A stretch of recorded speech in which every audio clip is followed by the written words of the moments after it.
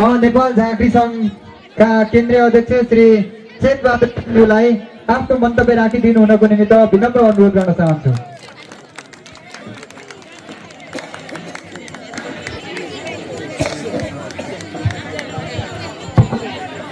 आज हाम्रा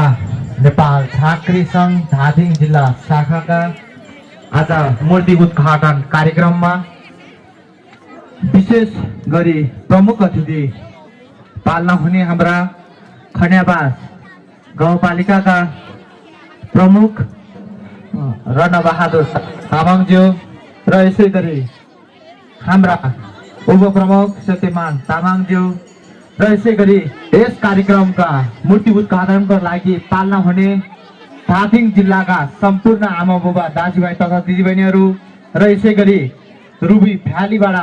पाल्नु भएका बोन्बो झाँक्रीहरू र यसै गरी झारलाङबाट पाल्नु भएका बोन्बो झाँक्री गुरुहरू र यसै गरी खनेबास गाउँपालिकामा बस्नु भएका सम्पूर्ण आमा बुबा दाजुभाइ तथा दिदीबहिनीहरू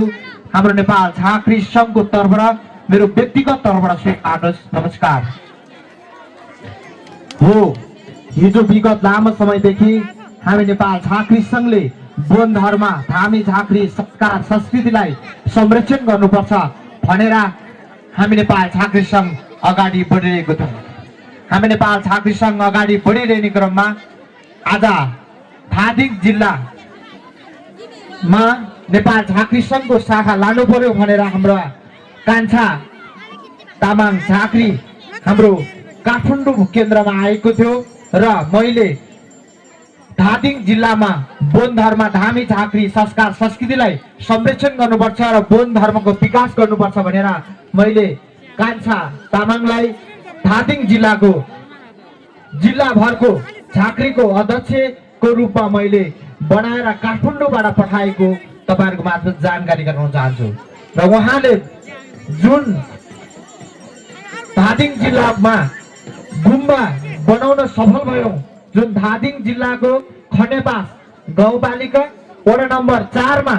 जुन यो गुम्बा निर्माण गर्न सफल भयो र गुम्बा निर्माण गर्नको लागि खनेबास गाउँपालिकाका प्रमुख र उपप्रमुखले जुन गुरु रेम्बर्जे अथवा उर्गेनको मूर्ति र यसै गरी सेलेवेकार वनको मूर्ति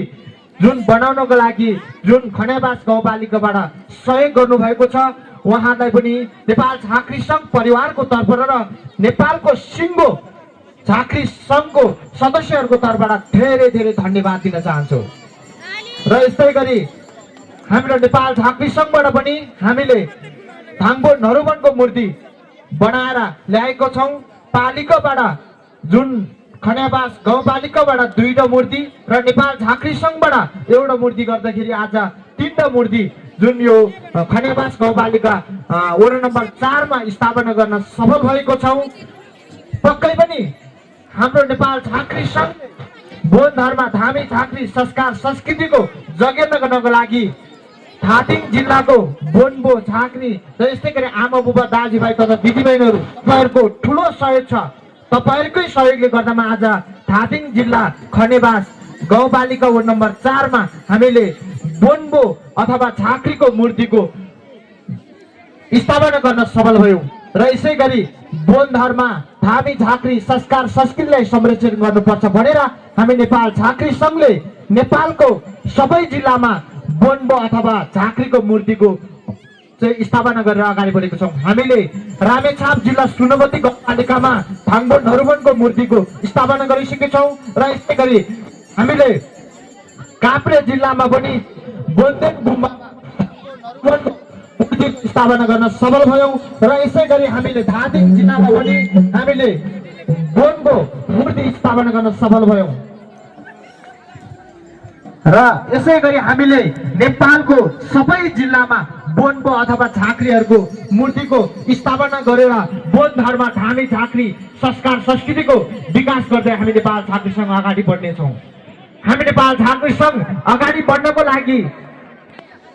धादिङ जिल्लाको बोन्बो र यसै गरी आमा बुबा दाजुभाइ तथा दिदीबहिनीहरू तपाईँहरूको पनि हामीलाई साथ सपोर्ट चाहिन्छ। हामी एक्लै अगाडि बढ्न सकिँदैनौँ। यसै गरी नेपालको सबै जिल्लाको बोनबो झाँक्री माछाहरूको हामीले साथ चाहिँ छौँ र हामी नेपाल झाँक्री सङ्घ के भन्न चाहन्छौँ भने आजै पनि जुन खन्याबासमा वडा नम्बर 4 मा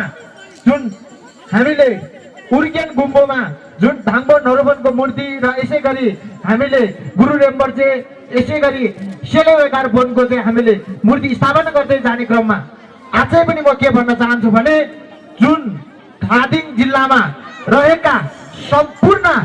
जति धादिङ जिल्लामा जति हुनुहुन्छ धादिङ जिल्लामा रहेका सम्पूर्ण बोनको झाँक्रीहरूले एकचोटि खन्याबासको वडा नम्बर 4 मा जुन हामीले गरेको मूर्तिको जुन उद्घाटन गरेको छौँ एकचोटि धादिङ जिल्लाको सम्पूर्ण बोनबोहरू आएर खन्याबासको वडा नम्बर 4 मा यो उर्गेन गुम्बामा आएर एकचोटि बोन धर्म भनेको के हो बोन संस्कार भनेको के हो भनेर यो गुम्बामा आएर एकचोटि हेर्नको लागि आइदिनु भने पनि म विनम्र अनुरोध गर्न चाहन्छु र यसै गरी धादिङ जिल्लाको सबै बोनबो झाँक्री माताहरू एक भएर हाम्रो धर्म संस्कार संस्कृतिलाई जगेर्ना गर्नको लागि सबै एक ढिक्क भएर अगाडि बढ्नको लागि पनि म विनम्र अनुरोध गर्न चाहन्छु गङ्गा जमुना पालिका र यसै गरी रुबी गाउँपालिका र यसै गरी झारलङ्गा सम्पूर्ण बोनबोहरूलाई म भन्न चाहन्छु हामीले गुम्बा त बनायौँ अब यसको संरक्षण गरेर अगाडि बढ्नुपर्छ आजै पनि हाम्रो बोन धर्म धामी झाँक्रीहरूको विकास गर्नको लागि हामीले यति धादिङ जिल्लाभरको बोनबो झाँक्री माताहरूले साथ सपोर्ट आजै पनि हामीलाई गर्दै अगाडि बढ्छ भन्ने आशा छौँ र रुबो भ्यालीका बोनबो झाँक्रीहरू र यसै गङ्गा जमुनाका बोनबो झाँक्रीहरू झारलाङदेखिका झाँक्रीहरू र यसै गरी खन्याबास गाउँपालिकाको झाँक्रीहरू सबैजना एक ढिक्क भएर आजै पनि हामीले कुन चाहिँ बोनबोको अथवा कुन बोनबो कुन झाँक्रीको मूर्ति बनाउने लगभग हामीले सकेसम्म कुन ठाउँमा बनाउँदा राम्रो हुन्छ हामीले सक्यो भने 20 फिट अथवा 40 फिटसम्मको हामीले लगभग काठमाडौँको घर भए 3 तलसम्मको मूर्ति सकेसम्म स्थापना गर्नको लागि जुन धादिङ जिल्लाको सबै बोनबोहरू एक भएर एउटा धादिङ जिल्लामा खन्याबासमा कुन ठाउँमा बनाउँदा राम्रो हुन्छ हामीले एक ढिक्क भएर अगाडि बढ्नुपर्छ जस्तो लाग्छ मलाई जुन मूर्ति बनाउनका लागि हामी नेपाल झाँक्री सङ्घ जुन अहिले स्थानीय सरकारबाट सहयोग आएको छ हामीले प्रदेशसम्म गएर हुन्छ कि हामीले सरकारको ढोका निकायसम्म गएर हुन्छ कि हामीले अवश्य पनि धादिङ जिल्लाको शाखालाई साथ सपोर्ट दिने बाचा गर्दै नेपाल झाँक्री सङ्घ परिवार तपाईँहरूको माझमा फेरि बोन धर्म संस्कार संस्कृतिलाई जगेर्ना गर्न आउने बाचा गर्दै र यसै गरी हाम्रो जुन अहिले खन्याबास गाउँपालिकाका प्रमुख हुनुहुन्छ उपप्रमुख हुनुहुन्छ उहाँहरूले जुन बोन धर्म धामी झाँक्री संस्कार संस्कृतिको जगेर्ना गर्नको लागि जुन यो गुम्बाको लागि जुन खन्याबास गाउँपालिकाबाट सहयोग गर्नु भएको छ र यस्तै गरी यो बोन धर्म धामी झाँक्रीलाई विकास गर्नलाई अझै पनि पर्यटक स्थलले कसरी अगाडि बढाउने त त्यसको लागि विभिन्न छलफल गरेर हामी नेपाल झाँक्रीसँग अगाडि बढ्नेछौँ यो देशमा बोन धर्म धामी झाँक्री संस्कार संस्कृति हाम्रो उहिले बाबुबाजेदेखि संस्कार हो हाम्रो नेपालमा अहिले पनि अमेरिकादेखि नेपालमा अमेरिकनहरू नेपालमा झाँक्री बोनबो सिक्नको लागि हाम्रो काठमाडौँ नेपाल झाँक्री सङ्घ केन्द्रमा अमेरिकादेखि झाँक्री ज्ञान सिक्नलाई आउँछौँ भने नेपालमा अझै पनि कतिपय धामी झाँक्री भनेको रूढिवादी हो भनेर समाजमा भनिरहेको छौँ भने हाम्रो नेपालमा अमेरिकादेखि जापानदेखि हाम्रो नेपालमा धामी झाँक्री ज्ञान सिक्न आइरहेको छौँ भने हाम्रो बोन धर्म धामी झाँक्री संस्कार संस्कृति उहिलेदेखिको हो त्यसैले गरी यसको जगेर्ना गर्नको लागि तपाईँ हामी एक भएर अगाडि बढ्नुपर्छ आज म यो धादिङ जिल्ला खन्याबासमा आएको 2 चोटि हुन्छ म पहिलो पटक आउँदाखेरि जुन यो मेन्दो माया गीतमा नाच्दाखेरि म पहिलो पटक छक्क परेको थियो आज म दोस्रो पटक पनि आएर हेर्दैछौँ हाम्रो नेपालमा संस्कार संस्कृति हाम्रो धर्म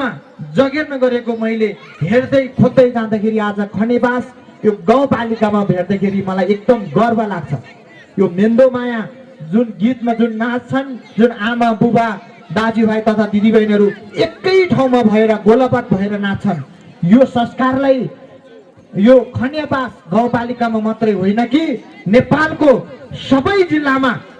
फैलिने गरेर रामेछाप, सिन्धुपाल्चोक, काभ्रे, यसै गरी नेपालको सबै जिल्लामा यो मेन्दोमायाको नाच चाहिँ सबै जिल्लामा फैलिने गरेर यो संस्कार संस्कृतिलाई पनि अगाडि बढाउनुपर्छ र जोड्नुपर्छ। अब हामीले